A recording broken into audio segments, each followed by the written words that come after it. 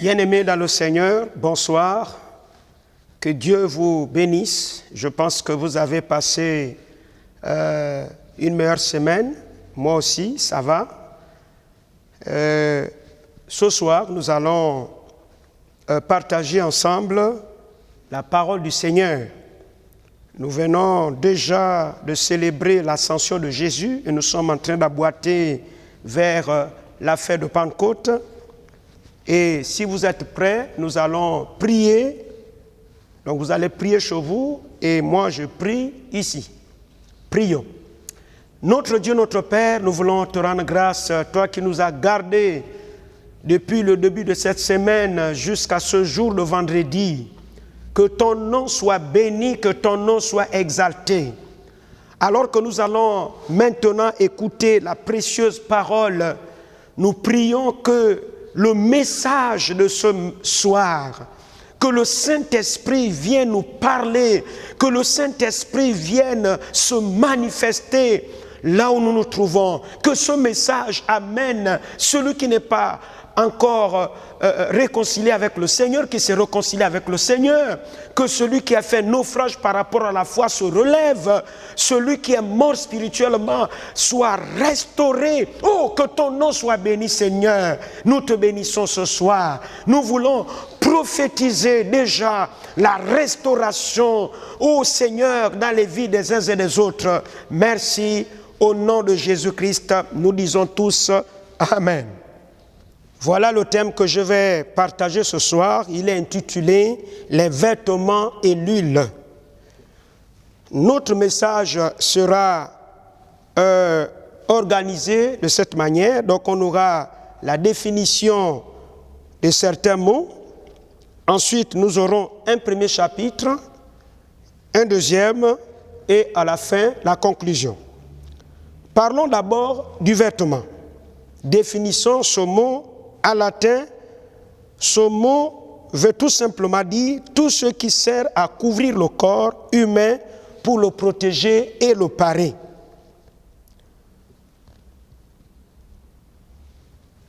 L'huile, nous voyons déjà la définition, substance grasse, liquide à la température et insoluble dans l'eau, d'origine végétale, animale ou minérale, employée à des usages alimentaires, domestiques, industriels, pharmaceutiques, huile de soie.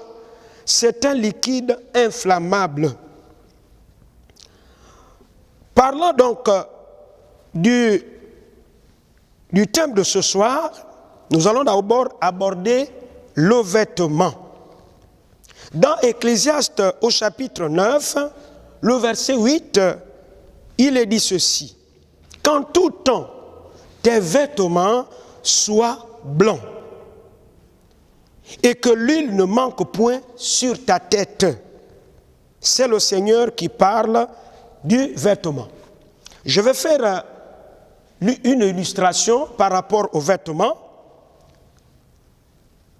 mais j'aimerais encore parler du vêtement. Qu'en tout temps, tes vêtements soient blancs. Voyez-vous, la couleur blanche parle de tout ce qui est clair, immaculé, incolore, limpide, propre et pur. La couleur blanche. Alors, je m'avais vous faire l'illustration. Ici, nous avons donc un vêtement blanc que je vais porter.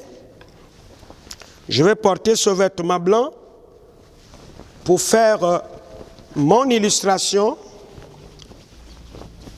Et ensuite, nous allons évoluer dans notre message. Voilà, accordez-moi un petit temps. Je vais d'abord enlever mes lunettes. Voilà.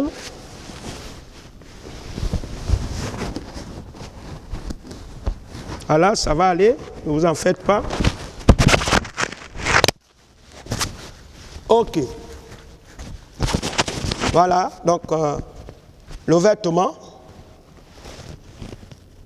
Alors, donc comme je le disais, l'enfant de Dieu a la responsabilité de veiller sur la qualité de ses vêtements.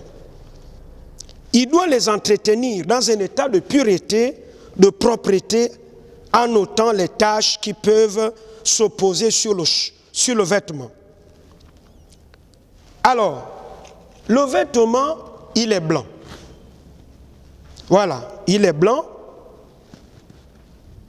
La Bible dit qu'en tout temps, vos vêtements soient blancs. Spirituellement, quand on se donne au Seigneur, Dieu nous revêt. Lorsque nous étions païens, on était nus. Mais spirituellement, Dieu nous revêt d'un vêtement blanc. Je ne suis pas en train de parler d'un vêtement où vous irez acheter chez le boutiquier, mais c'est un vêtement spirituel. Souvent nous chantons un vêtement blanc, une harpe d'or. Donc vous voyez, le vêtement, il est blanc. Et c'est comme ça que nous devons entretenir ce vêtement que Dieu nous a donné. Le jour où nous nous donnons au Seigneur, on est revêtu d'un vêtement blanc. Et la Bible déclare que en tout temps, du 1er au 31 décembre, la responsabilité du chrétien que tu es, que je suis, est de garder ce vêtement dans un état de propriété, dans un état de sanctification. Donc ici, cela nous parle de la sanctification. Mais lorsque vous conviendrez avec moi, lorsque nous marchons avec le Seigneur, que nous servons le Seigneur, il peut arriver que ce vêtement blanc, dans le plan spirituel, dont nous avons été revêtus, peut être tacheté. Il peut avoir des taches. Vous avez cette craie, elle est bleue. Les taches, vous voyez, je vais mettre une tache. Cette tache peut être une souillure. Je mets une autre tache, ça peut être l'impudicité. Je mets un autre trait, ça peut être ici ma désobéissance, le fait que je n'honore pas Dieu avec mes dîmes et mes offrandes. Mais je veux toujours que Dieu me bénisse. Mais quand il s'agit d'apporter le 10e de mes revenus, alors là, je ne peux plus honorer à mes engagements. Je mets un autre trait. Ceci peut nous parler de la cupidité. L'autre trait peut nous parler de l'hypocrisie. L'autre trait peut nous parler des rancunes. L'autre trait peut nous parler de la haine. L'autre trait peut nous parler des animosités. L'autre trait peut nous parler du mensonge.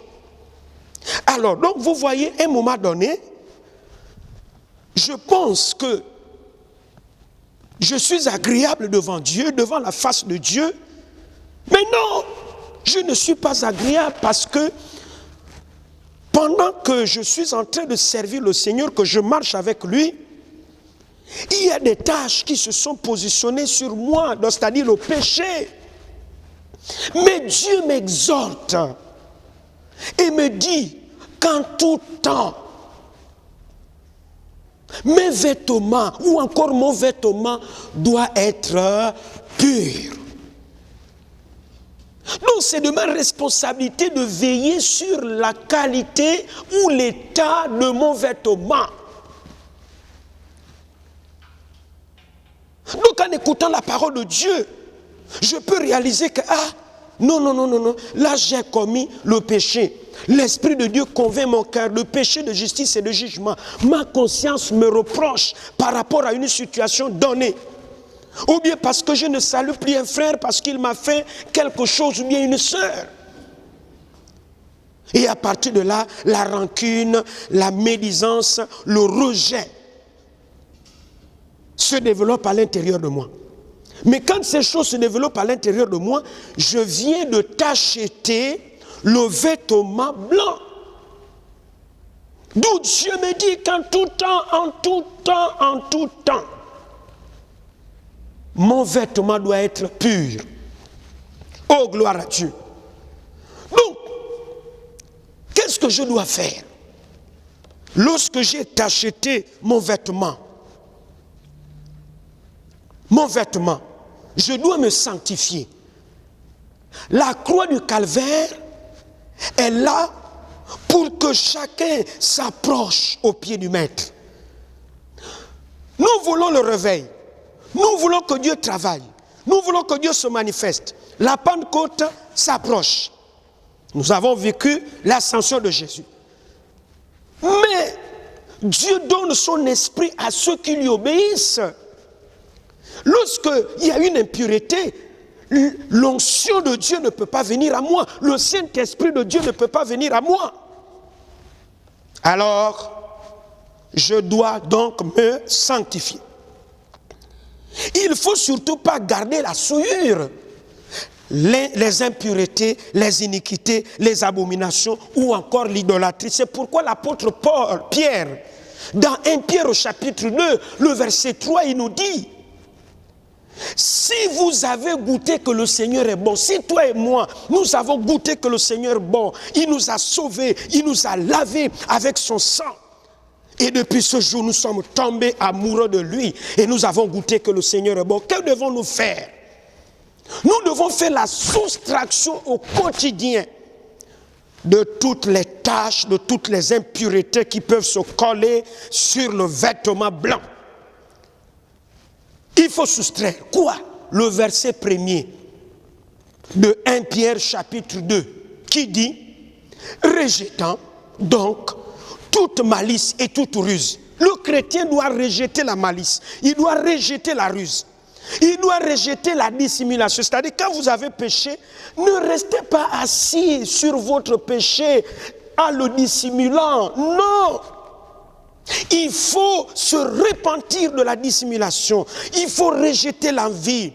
Vous devez apprendre à vivre avec le peu que Dieu vous donne. N'enviez pas un frère, ne jalousez pas une sœur. Rejetez l'envie. Et toute médisance. La médisance. Alléluia. Oh, gloire à Dieu.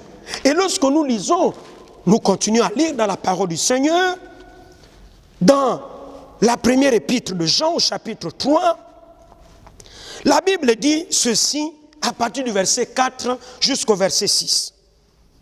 Quiconque pratique le péché transgresse la loi. Donc c'est la loi qui nous a amené la connaissance du péché. Sans la loi, on ne pouvait pas savoir que le péché existe. La loi nous dit par exemple, tu ne mentiras pas, c'est une ordonnance.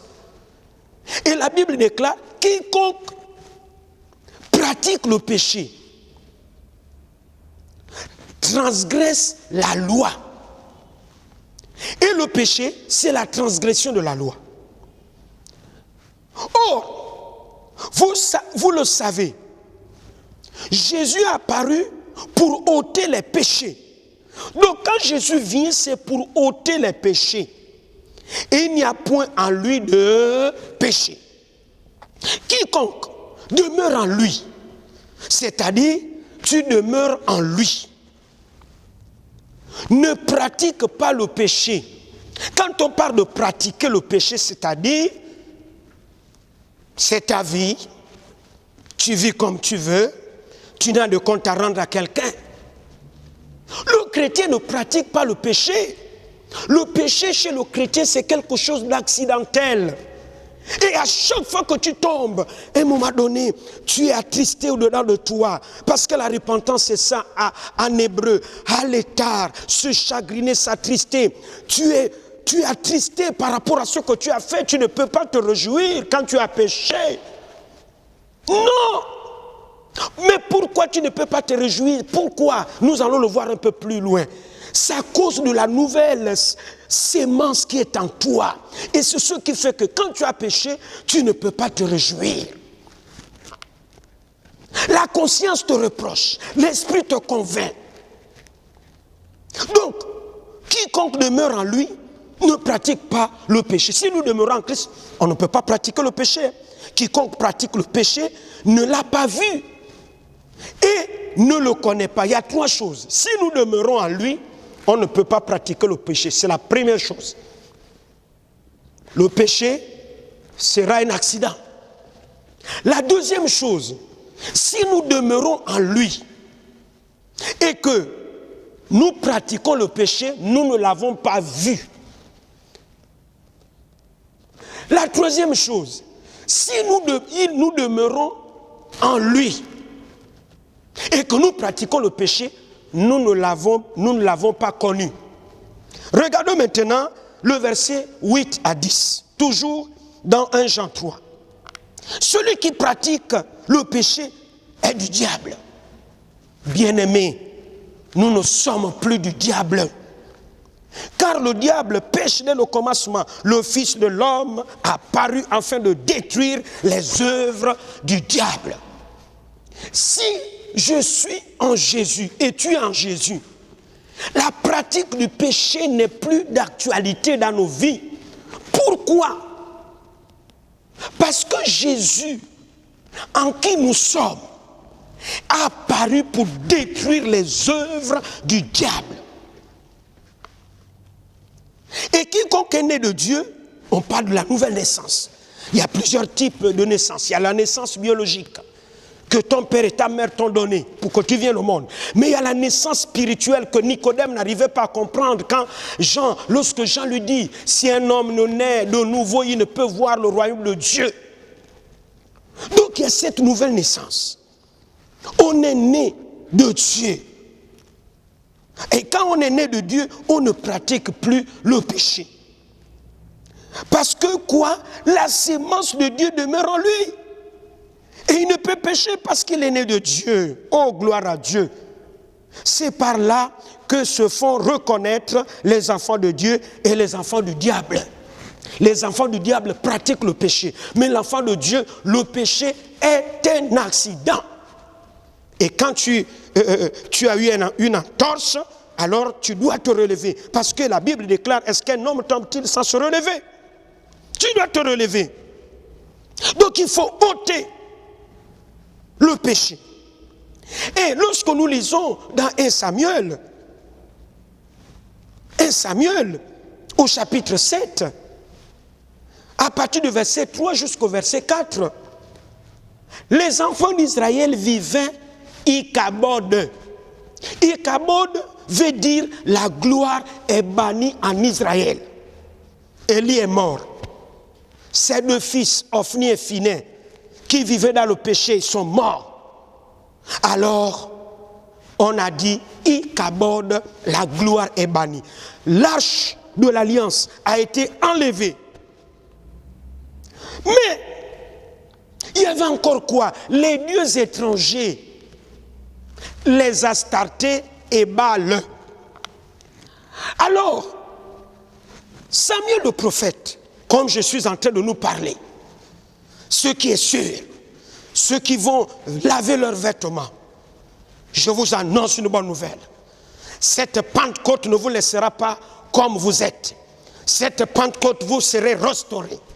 Parce que vous aurez lavé vos vêtements. Parce qu'il y a une huile qui se prépare. Il y a une huile de joie qui se prépare.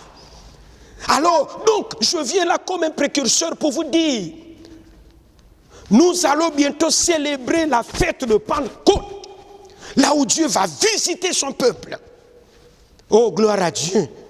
Alors Samuel va leur dire, si c'est de tout votre cœur, au verset 3, que vous revenez à l'Éternel, ce que vous devez faire, ôtez du milieu de vous les dieux étrangers. Ah, vous voyez, ils avaient des dieux étrangers. Alors qu'ils adoraient Elohim. Les Astartés. Ôtez. Il faut ôter les dieux étrangers. Nous ne pouvons pas nous attendre à la Pentecôte si encore dans nos maisons les dieux étrangers, les plumes de perroquet, alors que nous sommes baptisés. Dans nos maisons, il y a encore des cuvettes que les charlatans nous ont donné, que tu n'as pas confessé. Le jour où tu t'es converti, c'est encore dans ta maison. Il y en a d'autres qui ont des assiettes blanches. Il y a le kaolé blanc, le kaolé rouge. Non, non, non, non, non. Tu ne peux pas prétendre t'attendre à la visitation de Dieu si les choses du diable sont encore dans ta maison. Il y en a d'autres qui ont dans leur maison, quand vous rentrez, ils ont une espèce de bois qui est là, comme pour garder la famille. Dieu ne peut pas te visiter comme ça. Il y a des gens qui sont dans l'église, ils sont encore dans des tontines mystiques de la sorcellerie. Mais non, non, non, non, non, non. Ôtez les dieux étrangers, balayez votre maison, parce que le vêtement, il est sale. Dieu te dit en tout temps, le vêtement doit être pur. Dieu, quand il t'a donné ce vêtement, il n'était pas sale, il était pur. Oui, quand Dieu m'a donné ce vêtement, il était pur. Alors il leur dit, et servez-le lui seul. On sert Dieu seul, un seul Dieu, créateur des cieux et de la terre. Ce ne sont pas les dieux sculptés par les mains d'hommes. Et ensuite, il vous délivrera de la main des Philistins. Nous voulons la délivrance, mais nous gardons les trésors de Satan dans nos maisons. Et lorsque nous continuons la lecture, au verset 4 du chapitre 7, nous voyons la promptitude avec laquelle les enfants d'Israël ont obéi à la parole de Dieu. Il y a des gens, tu peux leur parler, ils ne sont pas prompts à arranger leur vie, frères et sœurs. Oh, gloire à Dieu pour les enfants d'Israël. La Bible déclare les enfants d'Israël ôtèrent du milieu d'eux les Baals et les Astartés. Ils servirent l'Éternel. Mais j'aimerais vite nous parler du Dieu Baal, du Dieu Astarté. Nous avons aussi nos dieux Baal, nos Astartés ici. Alors, lorsque nous lisons, permettez-moi de ne pas faire la lecture de ce passage, mais vous allez lire chez vous. Dans Deutéronome au chapitre 7, le premier verset à 4, l'Éternel parla au père d'Israël de ne pas permettre à leurs fils d'épouser les filles Étienne, Girgasienne, Amoréenne, Cananéenne, Phérézienne, Évienne et Jébusienne. Ils ne devaient pas aussi permettre à leurs filles d'aller épouser les fils de ces nations-là. Pourquoi? Parce que par l'effet du mariage, ces nations-là, par l'effet du mariage, par l'amour, alors ils détourneraient les filles de ces nations-là, les fils de ces nations-là, détourneraient les cœurs des enfants d'Israël, les filles et les fils de moi. Ils ne vont plus m'adorer, ils iront adorer ces nations-là. Oui, Moïse le savait, parce que c'est lui qui était descendu au mont Sinaï avec les tables de la loi. Il savait que dans le Pentateuque, Deutéronome 7, premier verset à 4, il était interdit de prendre une femme païenne. Moïse avait pris une femme païenne. C'était une Éthiopienne. Mais j'aimerais revenir un peu sur la lignée de Canaan. Noé, après au sortir de l'arche, il a planté une vigne. De cette vigne, il a fabriqué du vin. Il s'est enivré, et comme vous connaissez l'histoire, alors la couverture qui devait le couvrir a laissé les affaires de papa dehors. Et son fils, son deuxième fils, Cam, rentra dans la tente. Pour moi, c'était intentionnel, dans la tente de son père. Et il trouva que le père Noé était à moitié découvert. Mais un enfant bien éduqué fait quoi? Il couvre la nudité de son père. On ne détruit pas la réputation de son père, on couvre la nudité. Et quand il est sorti, il est allé propager la nudité de son père. Mais les deux fils, c'est-à-dire Sem et le Benjamin, Japheth, n'étaient pas contents, ils n'étaient pas d'avis à cause du comportement de leur frère. ils étaient différents. Il arrive parfois que, nous disons dans nos us et coutumes, ah Seigneur, tous les autres enfants sont bien, mais celui-là que tu m'as donné, il est comme un petit démon. Parce que ces actes, on ne sait pas où a-t-il pris ce genre de comportement. C'est le genre de Cam. Alors, les deux frères, Sem et Japheth, en reculant, couvrirent la nudité de leur père. Oh, gloire à Dieu! Mais Noé, on ne reste pas toujours ivre. Il se dessoula de son alcoolisme. Et il a appris ce que avait fait son fils, son deuxième fils, Cam, comment il avait répandu sa nudité. Alors il s'est mis en colère. Mais entre-temps, Cam avait mis au monde son fils Canaan. Genèse chapitre 10, le verset 6. Il avait mis au monde Canaan.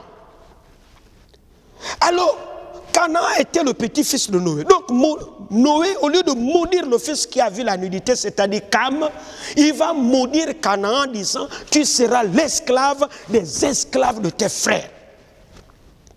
Alors, si vous continuez la lecture, vous allez voir que ce Canaan-là, dans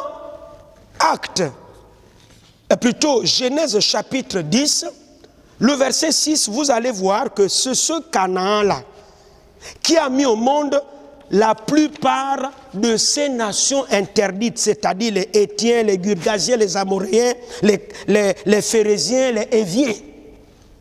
C'est lui. Mais parmi les enfants, il y avait un enfant qu'on appelait Sidon. Vous allez le lire dans Genèse 10, le verset 6. Alors, les Sidoniens, et lorsque nous lisons la parole de Dieu, vous allez constater que les Sidoniens avaient un roi appelé Et-Baal. J'aimerais que nous lisions ce passage. Donc, je disais Genèse 10, le premier verset, Genèse 10, le verset 6, et Genèse 15, le verset 15 à 20. Donc là, vous allez voir la lignée de Canaan.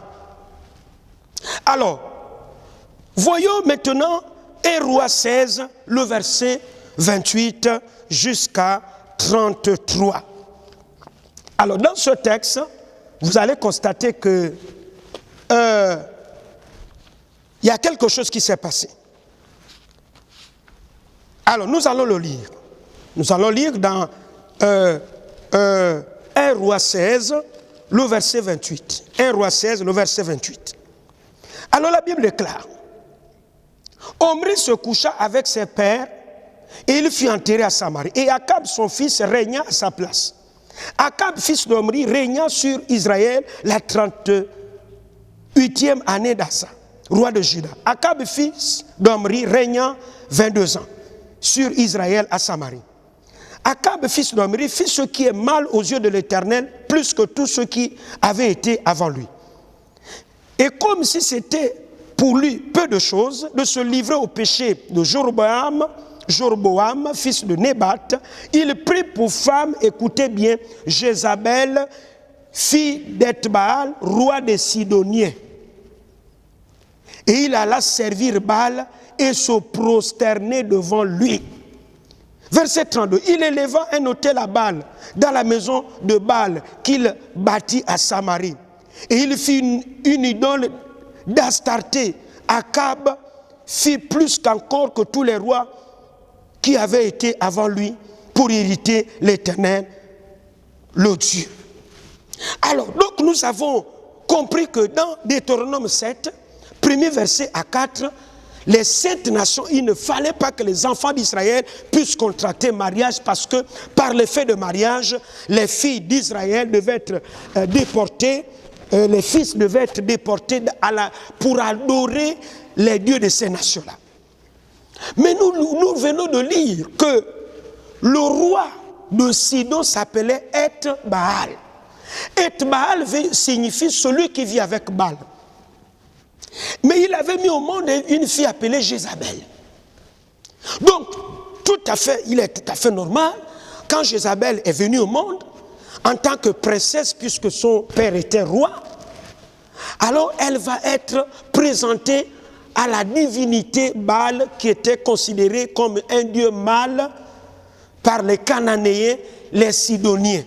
C'était aussi le dieu du feu et le dieu de la pluie. Donc il va être présenté au dieu Baal.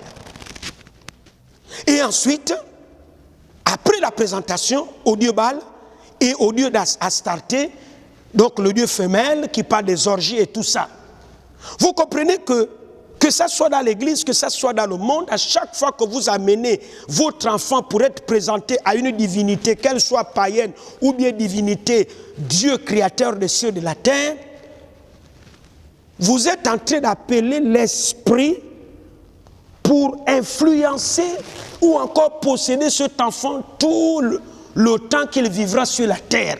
C'est pourquoi vous allez voir, cette jeune dame, princesse Jézabel, va être possédée par l'esprit Baal. Et c'est pourquoi, à un moment donné, elle est comme un homme. Elle est comme un homme. Et l'esprit de Jézabel, c'est l'esprit qui s'oppose à tout ce qui est autorité. À tout ce qui est autorité. Vous avez une femme rebelle à la maison parce qu'elle n'accepte pas la discipline de son mari. Bon, pas la discipline en tant que telle, mais elle n'écoute pas. C'est elle qui coque à la maison. Mais ça prophétise à l'église, ça adore Dieu. Mais votre premier chef de la maison, vous êtes rebelle. C'est l'esprit de Jézabel. L'esprit de Jézabel, l'ancien veut monter sur la tête du pasteur, le diacre, la diaconesse veut monter sur la tête du pasteur, le pasteur veut monter sur la tête du président des assemblées de Dieu, et ainsi de suite. Vous voyez, donc il y a trop de rébellion. Trop de rébellion. C'est l'esprit de Jézabel. Le cadet ne peut pas respecter son aîné. C'est ça l'esprit de Jézabel. Les enfants insultent les personnes âgées. Nous vivons dans un siècle où la Bible déclare dans les derniers jours, les enfants deviennent rebelles à leurs parents, c'est Jézabel. Mais Akab, fils d'Omri, il n'a pas trouvé une autre femme parmi les 12 tribus d'Israël. Il est allé prendre une Cananéenne, puisque Sidon sort de Canaan. Canaan qui était double fois maudit par son grand-père Noé en disant, tu seras l'esclave des esclaves de tes frères. Oui, c'est ça. Donc, l'homme de Dieu, lorsqu'un roi était choisi en Israël, un prophète venait avec une corne éloignée d'huile. Mais le roi Akab était aussi loin. Lorsqu'il remplace son fils, son père géniteur, Omri, quand il est mort. Mais regardez Akab, il n'a pas trouvé une autre femme. Mais il est allé prendre quoi? Une Cananéenne. Il est allé prendre quoi? Une Cananéenne, une Sidonienne. Les peuples dont Dieu avait défendu en disant attention, attention, si vous épousez ces femmes-là, si vous épousez ces fils-là, ils détourneraient. Et qu'est-ce qui s'est passé?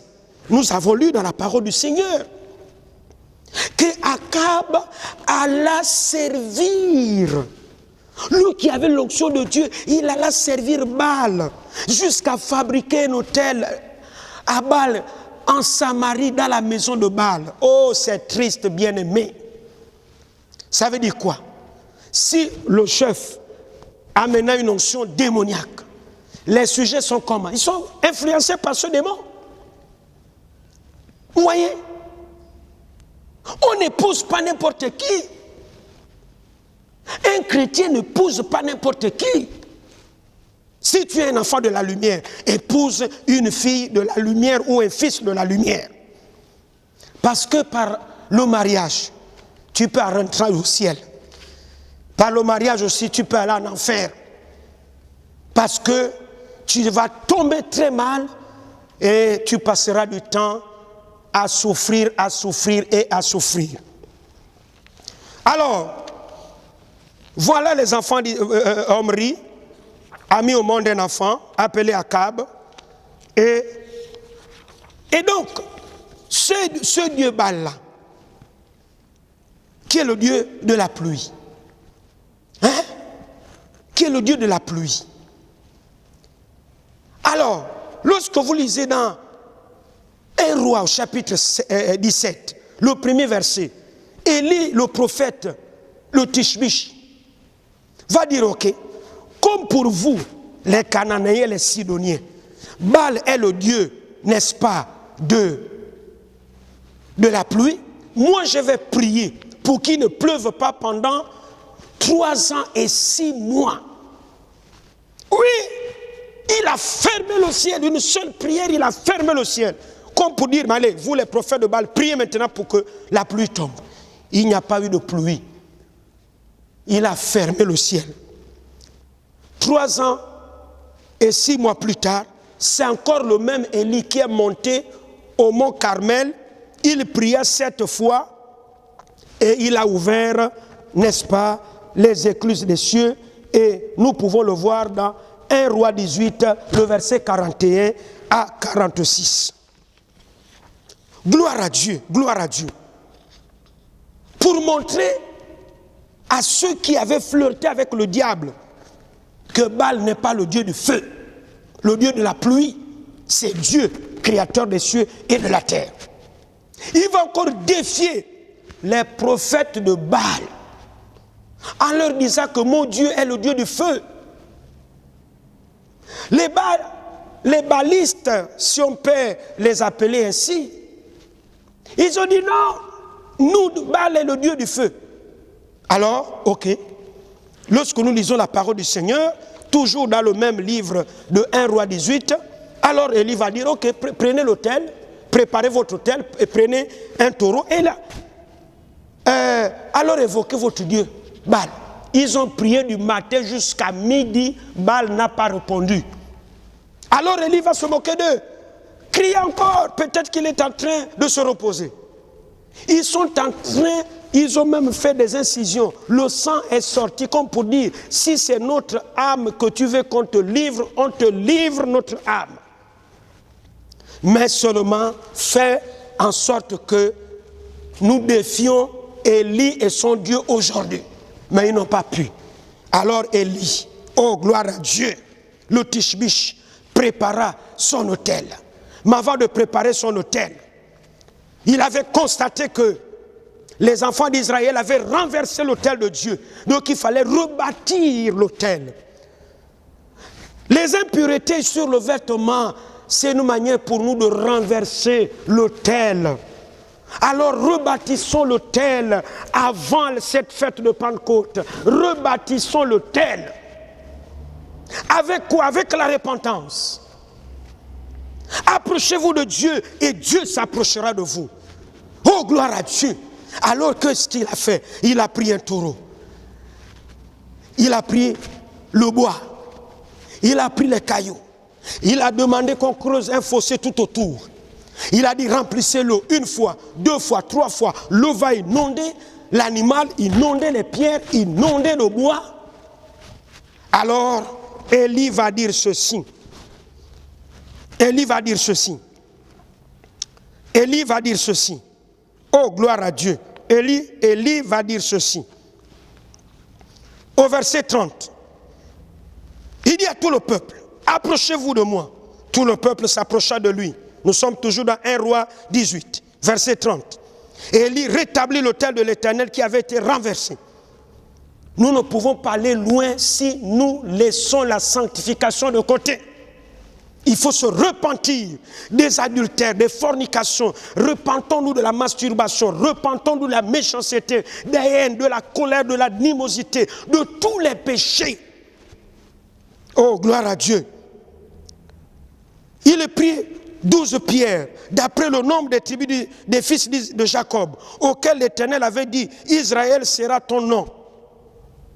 Et il bâtit avec ses pierres un autel au nom de l'Éternel. Alléluia. Il fit autour de l'autel un fossé de la capacité de 2 mesures de sémence. Il arrangea le bois et coupa le taureau et le plaça sur le bois. Puis il le remplit d'eau, etc., etc.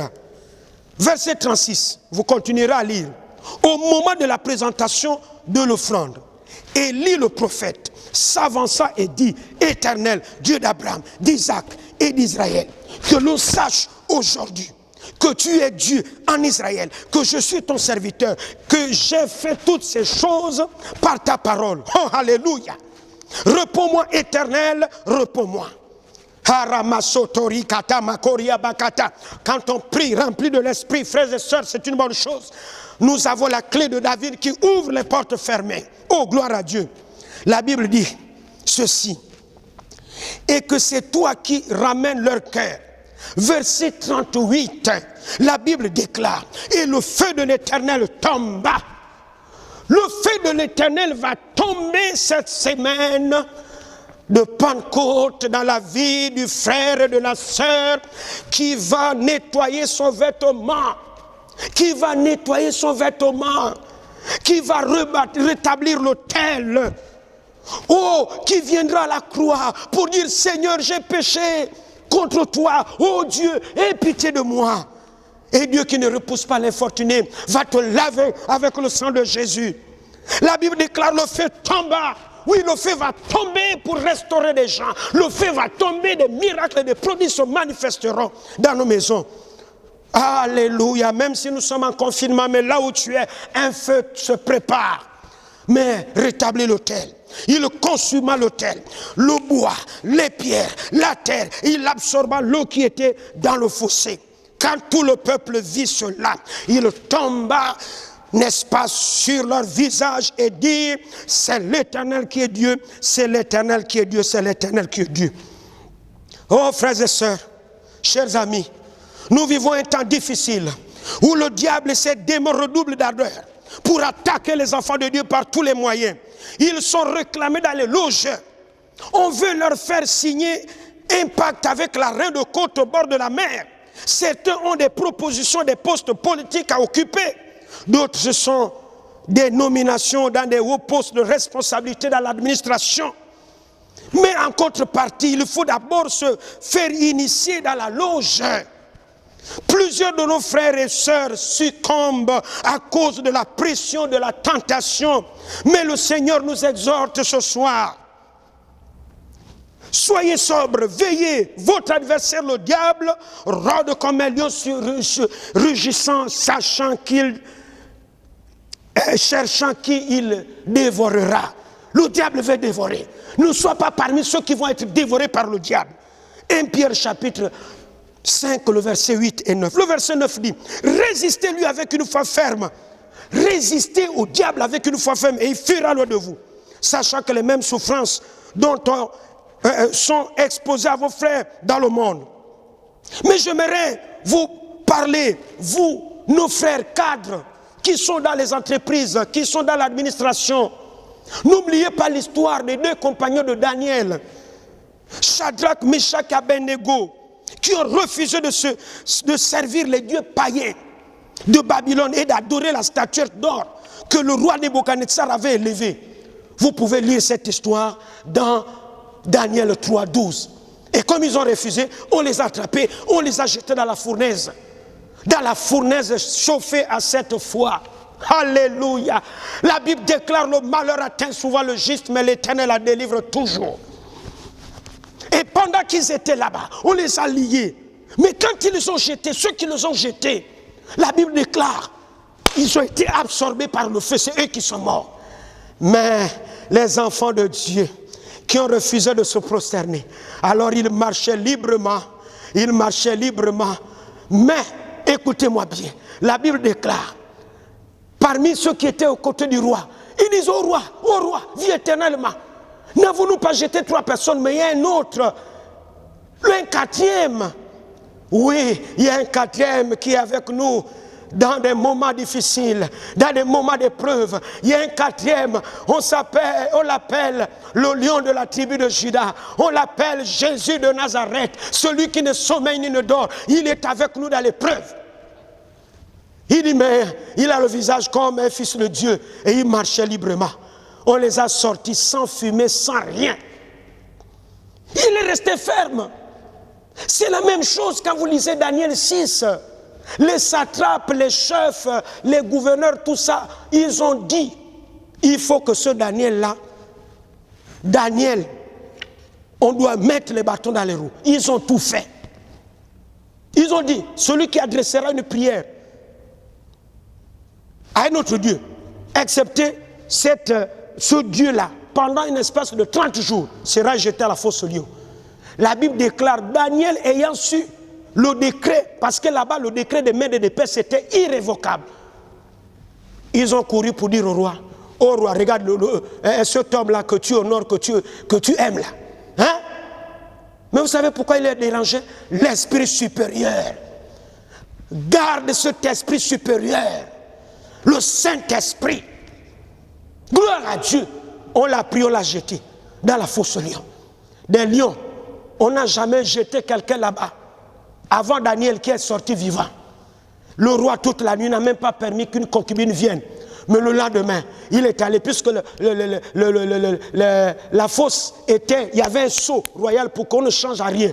Et quand il est sorti, le matin il arrive, il a dit ceci, Daniel, le roi, ton Dieu que tu sers plutôt, ton Dieu que tu sers avec fidélité, t'a gardé de la gueule des lions. Lorsque le roi Darius a entendu, oui, quoi? On a sorti Daniel. Ah, ne vous attaquez jamais à un enfant de Dieu. Parce que si vous attaquez à un enfant de Dieu, même les innocents vont payer. On a attrapé les femmes, on a attrapé tous ceux qui ont fait le complot contre cet homme. On les a jetés. Avant qu'ils n'arrivent, ils étaient broyés. Ils étaient broyés. Ils étaient broyés. Oh, frères et sœurs. Frères et sœurs, frères et sœurs. Donc, nous vivons un temps où ceux qui sont élevés dans nos églises, oh, frères et sœurs, nous constatons de nos jours que même les personnes sur qui l'Église compte, les personnes ressources, les modèles, les leaders de jeunesse, des femmes, des écoles de samedi, des chorales, des groupes de louanges, des comités, du corps responsable, et même au plus haut degré, même chez nous les pasteurs, au peuple de Dieu, les héros sont en train de tomber, piégés par le diable. D'où la Bible déclare dans 1 Samuel, 1er le verset 19, l'élite d'Israël a succombé sur les collines. Et comment les héros sont-ils tombés? Verset 21a, montagne de Gilboa. Verset 21b, car là ont été jetés les boucliers des héros. Ces hommes qui ont combattu le bon combat à la foi, qui ont lutté à un moment donné, et ils sont tombés. Le bouclier de Saül et lui, il a cessé de les être. Ouais. Nous avons aussi le cas du souverain sacrificateur, Josué, Zacharie 1er, le verset 1er à 4. J'aimerais quand même le dire. Alors, dans la vision de Zacharie, il dit, il me fit voir Josué, souverain sacrificateur, debout devant l'ange de l'Éternel, et Satan qui se tenait à sa droite pour l'accuser. L'Éternel dit à Satan, verset 2, l'Éternel dit à Satan que l'Éternel te réprimande, Satan que l'Éternel te réprimande, lui qui a choisi Jérusalem, n'est-ce pas là, un tisson arraché au feu. Or, Josué était couvert de vêtements sales, il se tenait debout devant l'ange. Oui, frères et sœurs, il arrive parfois que dans le parcours, les hommes de Dieu que nous sommes, il y a des moments de faiblesse. Oui, il y a des moments de faiblesse. Mais souvent, il y a ce que j'appelle les Aaron et les Myriam qui critiquent sur le leader, qui critiquent sur le Moïse par rapport à son ministère, par rapport au choix de sa femme. Mais Dieu, qui entend, se mise en colère. Il va demander à Moïse, convoque-moi Aaron et Myriam à la tente d'assignation.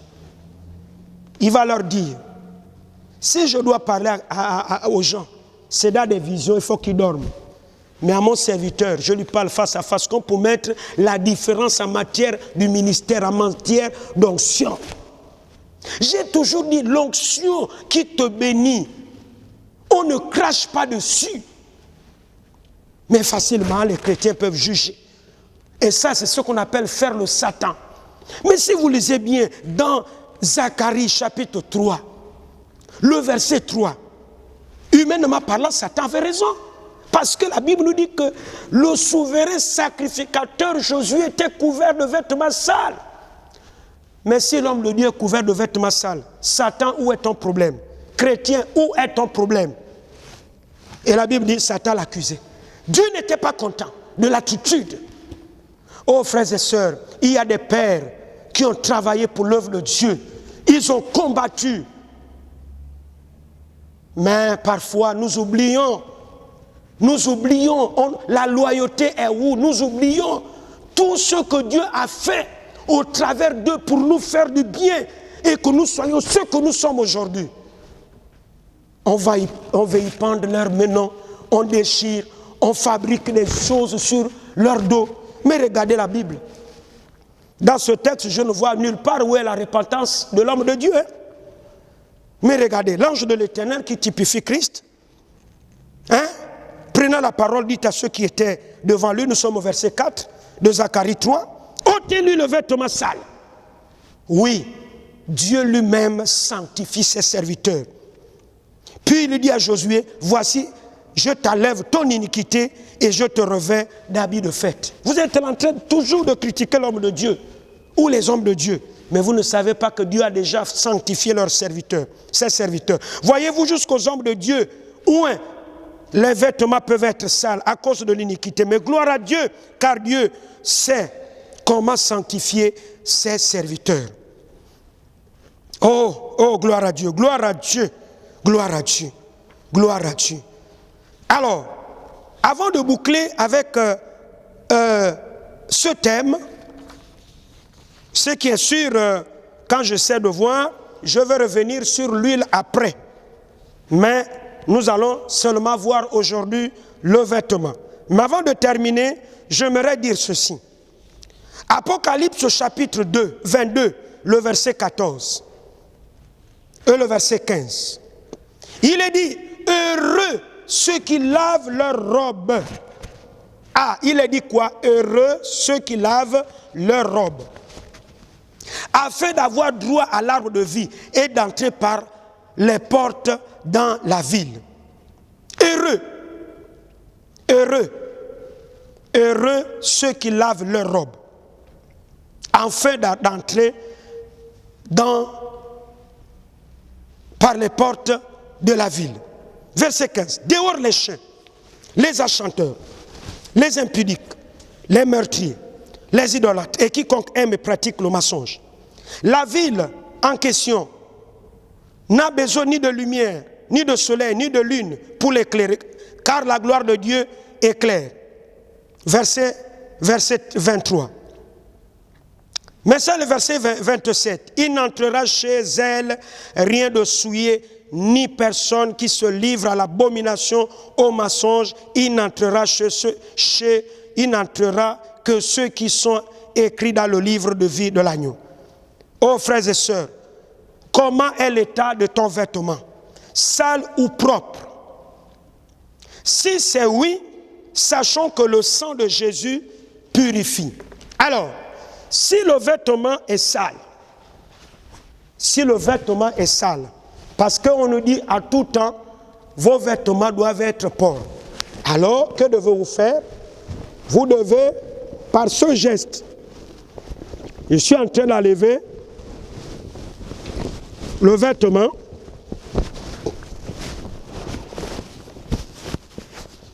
Je suis en train d'enlever.